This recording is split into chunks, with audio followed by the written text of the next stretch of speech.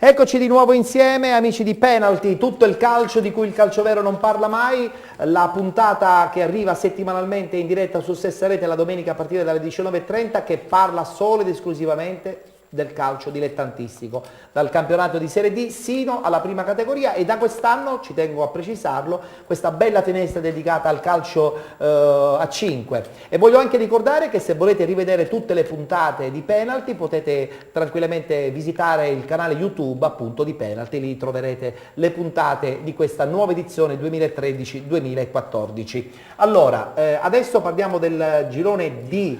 Del girone C del campionato di promozione, però prima devo salutare l'arrivo del direttore sportivo del Giarre che attualmente è in vetta, ovvero Luca Scuderi. Ciao Luca. Buonasera a tutti, buonasera Ettore. Che bello stare al primo posto, Luca. Sì, è bello stare in vetta alla classifica. E bisogna saperla poi anche mantenere perché certo, è sempre quello, molto difficoltoso. Certo. Però credo che vi siete assestati bene quest'anno. Beh, sicuramente c'era il gruppo dell'anno scorso, abbiamo fatto 3 innesti, uno in difesa, uno a centrocampo e uno in attacco, perciò abbiamo tutti i presupposti per tentare di fare bene. 8 punti sono tanti. Con i 3 punti a partita non sono tanti, è un vantaggio sicuramente sì, che tanti, dovremmo gestire nel girone di ritorno. Regarlo, però sono tanti 8 punti. È un buon vantaggio, alla fine è un buon vantaggio. Benissimo, allora guardiamo subito i risultati con la relativa classifica di questo girone C del campionato di promozione. Parliamo della prima giornata di ritorno.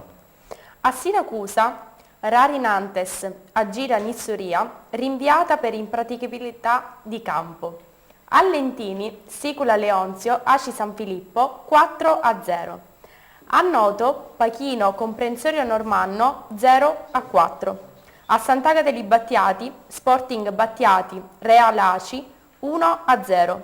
A Mascalucia, Atletico Catania, Real Avola 3-0. A Troina, Troina Sport Club Palazzolo 0-1.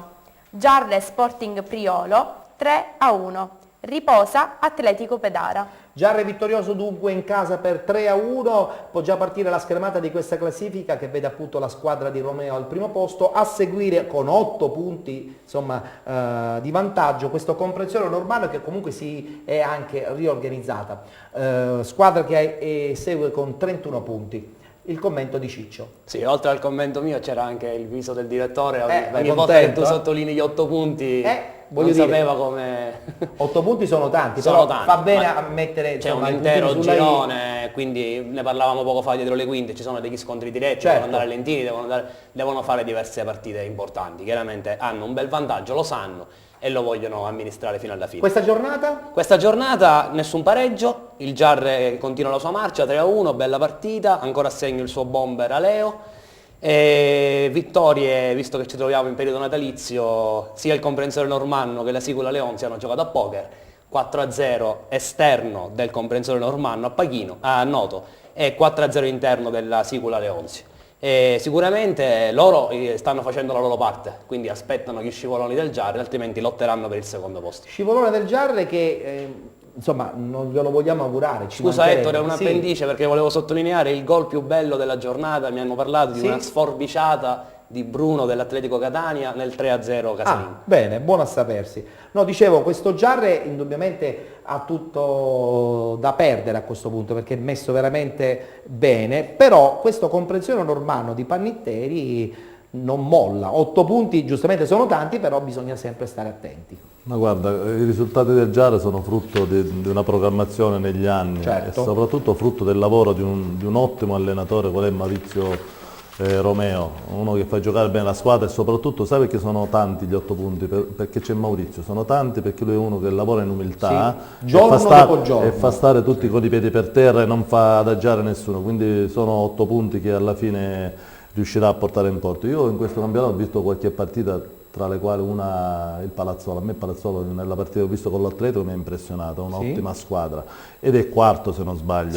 Quindi voglio dire, se poi non ho visto tante partite, se il Palazzolo con quell'ottima squadra e gioca bene, Questo è un buon campionato quest'anno di promozione. E Sono tra delle l'altro buone questa squadre. Sigula Leonzo, Leonzo che io so, con 30 punti conosco è lì. Alderisi, ma poi ha un buon organico, che io ci sono stato a Lentini un paio d'anni fa, un grande pubblico, quindi voglio dire mi stupisce, pensavo magari qualche posto in più, ma sono sicuro che Alderisi comunque scalerà un altro po' la classifica con questa squadra e sicuramente nei playoff dirà la sua.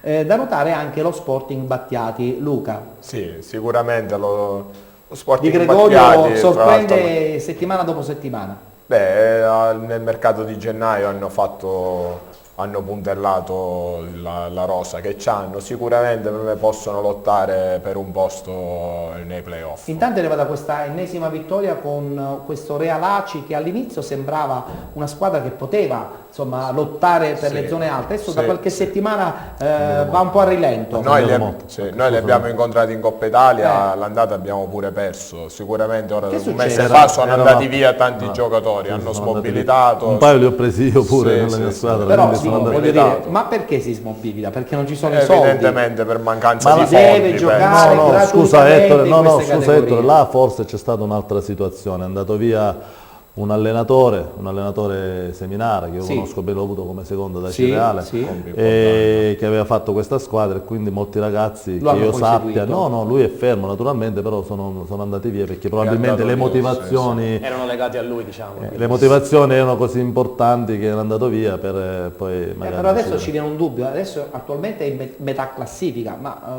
scivolare. Noi l'abbiamo incontrato domenica scorsa, mi è sembrata una squadra poco organizzata. E quindi un po' problematica la situazione.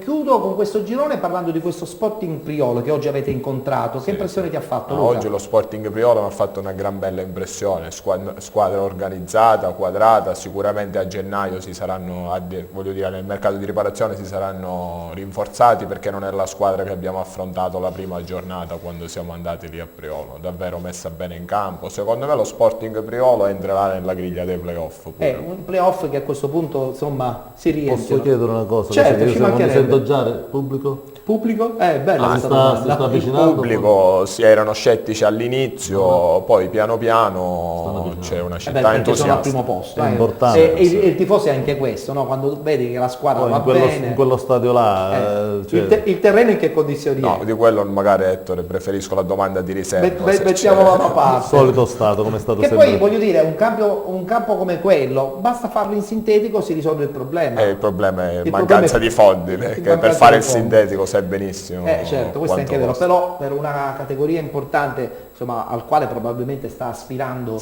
il Giarre, la prospettiva è un campo nuovo in sintetico. Il problema è che non abbiamo nessun aiuto dall'amministrazione comunale, perciò quello che fa il presidente Di Martino insieme ai suoi soci è davvero qualcosa di straordinario, perché solo loro partecipano. Salutiamo il presidente Di Martino e i che soci. è vulcanico in questo senso, no? È un presidente passionale, È vero. però veramente ci mette il cuore davvero. Però ci piace quando il presidente è passionale, perché poi dà anche la carica alla squadra, all'allenatore, a tutto Attualmente l'ambiente. nel calcio dilettantistico vanno avanti queste società dove ci sono questi presidenti. Solo così, quando ci mettono l'anima, perché sennò a finire come quelle squadre che abbiamo visto, Noto e tutte Che quelle squadre là, che poi mollano proprio. Finisce tutto. Bene, adesso il girone D sempre del campionato di promozione, chiaramente parliamo di questa prima giornata di ritorno, vediamo i risultati e poi li commentiamo insieme a Ciccio Rametta. Canica T, Accademia Empedoclina 1-0. Sciacca, Aragona 1-0. A San Michele di Ganzaria, Aquila San Michelese, Santa Croce 2-2. A Gela, Atletico Gela, Mussomeli 3-1. A Grotte, Libertas 2010, Real Biscari 3-1. Comiso, Sport Club Racalmuto 1-1.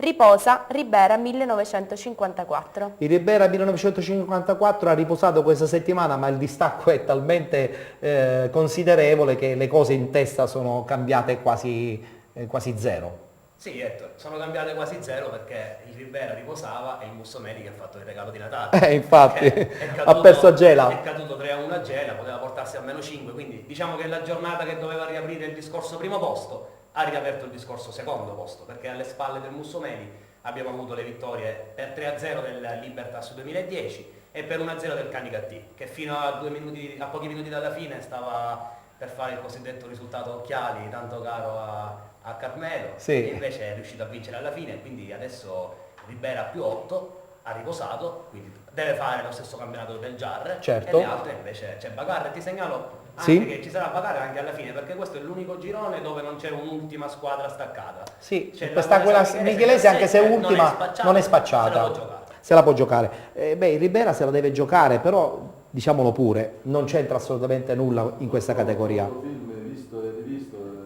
Si ritorna indietro. Di questi paesi che vanno via, il presidente va via, porta la squadra via, fallisce e poi si riparte. Cosa si è visto? E si a fare? ricomincia, sì, si sì. ricomincia. Film visto e rivisto, e ancora una volta questa è una Mai conferma. trovare una società che abbia uno standard mentale Anche in lineare. questo giro vedi la San Michelese, l'anno Sì. scorso in prima categoria era una delle società che spendeva Sì. tantissimo, dopo un paio di mesi quest'anno. Vedi che Infatti. finta. Però È l'assurdo vero del calcio che- a questi che livelli. vedere Ribera in questa categoria un po' ci sorprende, no? Fino all'anno scorso grande rivelazione anche nel Della campionato Serie di D, della interregionale. Serie D. Ma se non sbaglio il presidente ora è da Cireale, il presidente della Cireale Ribera. Ezio Ruvolo, sì, Ezio Ruvolo è lì che Boci, fa il Boci, direttore lui sportivo. là, Sì, quindi- sì.